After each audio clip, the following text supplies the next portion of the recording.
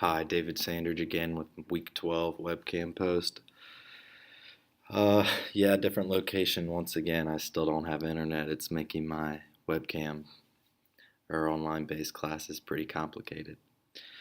Anyway, what do these writings tell us about attitudes towards suburbia in America from the 1960s? How does this represent the disenchantment and ennui of many Americans? Hope I said that right, by the way. So, the first one I'm going to talk about is The Summer by John Cheever. And I guess I'll just start out by saying what they both had in common was they kind of opened up with hangovers, and both the characters were always, they're not always hungover, but hungover at points. Anyway, Nettie seems to be oblivious to his real life.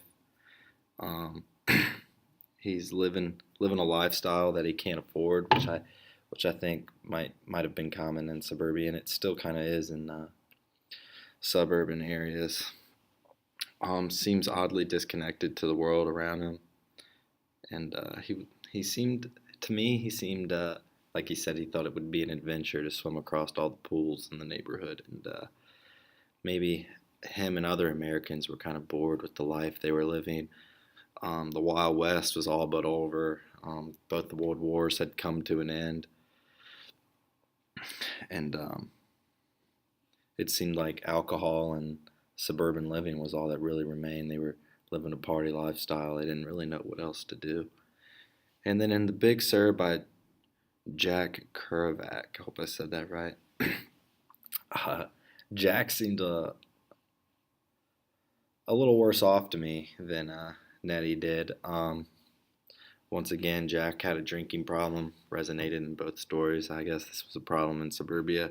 People weren't really happy with their lives, and Jack, like Nettie, was ignoring his issues and just drinking and thinking that if he didn't do anything, well, he didn't really think it, but he was showing that he wasn't going to do anything, and he was hoping that things would be better. At the end, he kind of ended with, everything's going to be all right. He was planning to go to New York to see his mom and his buried cat.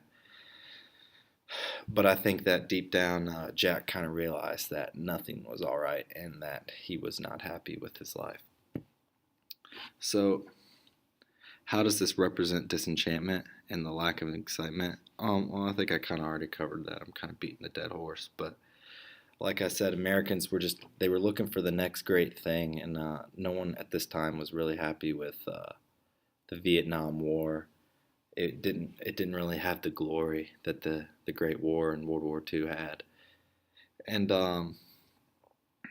so that they all kind of turned to the party lifestyle to fill that lack of excitement in their lives, and what it brought about was money issues and depression from what you could call alcoholism. All right, this is my webcam post for week 12. Thank you.